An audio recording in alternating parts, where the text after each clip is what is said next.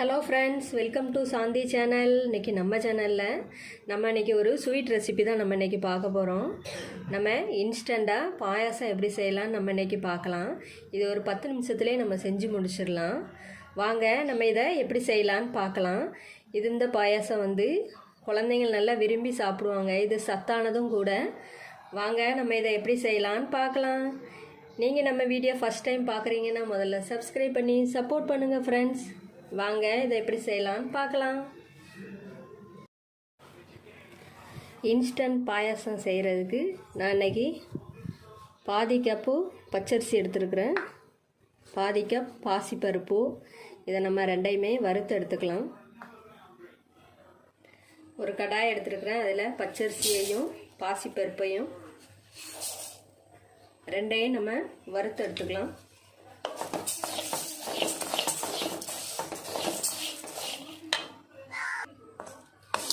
இதை நம்ம கொஞ்சம் பொன்னிறமாக வறுத்து எடுத்துக்கலாம்.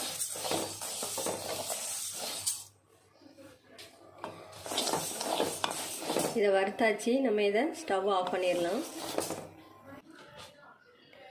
இது ஆறுனதுக்கப்புறம் நம்ம மிக்ஸி ஜாரில் போட்டு அரைச்சி எடுத்துக்கலாம். ரவை பதத்துக்கு அரைச்சா போதுமானது. ஆறட்டும். இது நல்லா ஆறிட்டு நம்ம இதை மிக்ஸி ஜாரில் மாற்றிக்கலாம். இதை ரவை பதத்துக்கு நம்ம அரைச்சி எடுத்துக்கிடுவோம். இதை அரைச்சாச்சு பாருங்கள். கொஞ்சம் இந்த மாதிரி குறைன்னு தான் அரைச்சிருக்கிறேன். இது இருக்கட்டும். நான் அன்னைக்கு ஒரு 3/4 கப்பு வெல்லம் எடுத்துருக்கிறேன். இதை நம்ம கரைச்சி எடுத்துக்கலாம். ஒரு பாத்திரம் எடுத்துருக்கேன். பாத்திரத்தில் ஒரு கப் தண்ணி ஊற்றிக்கலாம். இதில் இந்த வெல்லத்தை நம்ம கரைச்சி எடுத்துக்கலாம்.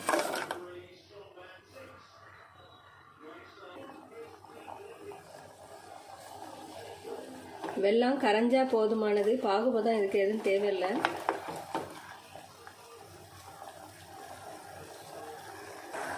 வெல்லம் நல்லா கரைஞ்சிட்டு நம்ம இதை ஸ்டவ் ஆஃப் பண்ணிடலாம். ஒரு பாத்திரத்தில் இந்த கப்புக்கு 3 கப்பு தண்ணி ஊற்றிருக்கிறேன்.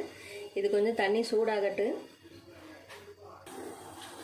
தண்ணி நல்லா சூடாயிடுச்சு. நம்ம இதில் இந்த அரைச்சி வச்சுருக்கிற இதை கலவையை நம்ம இதில் சேர்த்துக்கலாம்.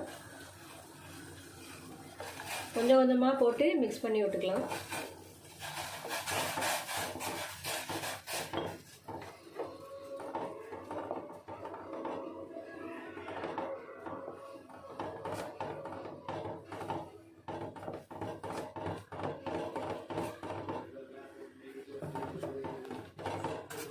கட்டி இல்லாமல் நல்லா கரைச்சி விட்டுக்கலாம். இதை கட்டி இல்லாமல் இந்த மாதிரி விஸ்கு வச்சு கொஞ்சம் கலந்து கொடுத்துருக்கேன். இதில் நம்ம கரைச்சி வச்சுருக்கிற வெள்ளை கரைசல் நம்ம அதில் ஆட் பண்ணிக்கலாம்.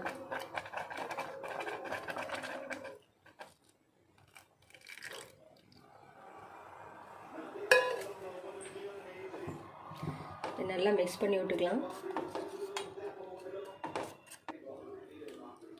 இதை நல்லா கரைச்சி விட்டுக்கிட்டே இருக்கலாம்.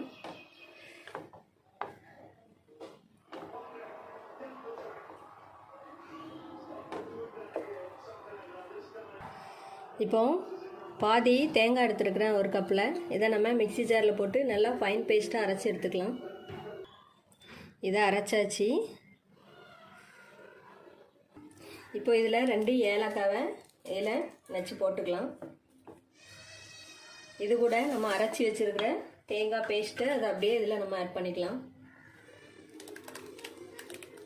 நம்ம தேங்காய் அரைச்சி நம்ம ஊற்றினோன்னா டேஸ்ட்டு இன்னும் சூப்பராக இருக்கும். உங்களுக்கு தேங்காய் விருப்பம் இல்லைன்னா நீங்கள் இதை ஸ்கிப் பண்ணிக்கலாம்.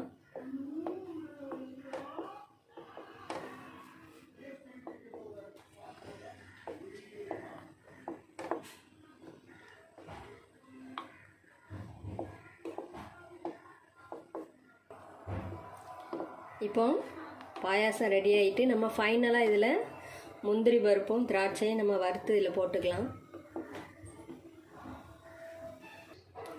இப்போ ஒரு கடாய் வச்சுருக்கேன். இதில் கொஞ்சம்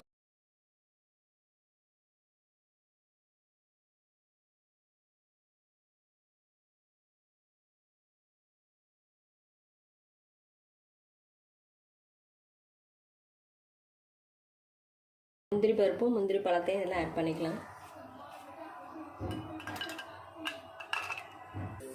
இப்போ இது கூட திராட்சையை ஆட் பண்ணிக்கலாம்.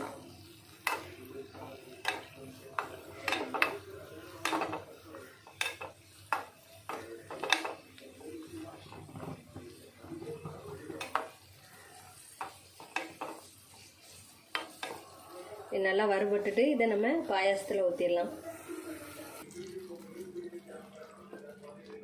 இதை நல்லா கலந்து கொடுத்துக்கலாம். இப்போ நம்மளுக்கு இன்ஸ்டன்ட் பாயாசம் ரெடி ஆயிடுச்சு. இது கொஞ்சம் டிஃப்ரெண்ட்டாக நம்ம இன்றைக்கி செஞ்சுருக்கோம்.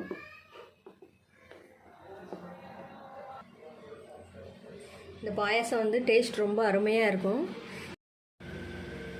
நீங்களும் இதே மாதிரி ஒரு நாள் செஞ்சு கொடுங்க வீட்டில் உள்ளவங்களுக்கு. இந்த ரெசிபி உங்களுக்கு பிடிச்சிருந்துச்சுன்னா லைக் பண்ணுங்கள், கமெண்ட் பண்ணுங்கள், இந்த வீடியோவை ஷேர் பண்ணுங்கள். நம்ம சேனலில் நிறைய ரெசிபி இருக்குது. அதை நீங்கள் பார்க்கணுன்னா சாந்தி சேனலை சப்ஸ்கிரைப் பண்ணி சைடில் உள்ள பெல் பட்டனை கிளிக் பண்ணி வைங்க. அப்போ தான் நான் போடுற ஒவ்வொரு ரெசிபியும் உங்களுக்கு உடனுக்குடன் வரும். தேங்க்ஸ் ஃபார் வாட்சிங் ஃப்ரெண்ட்ஸ்.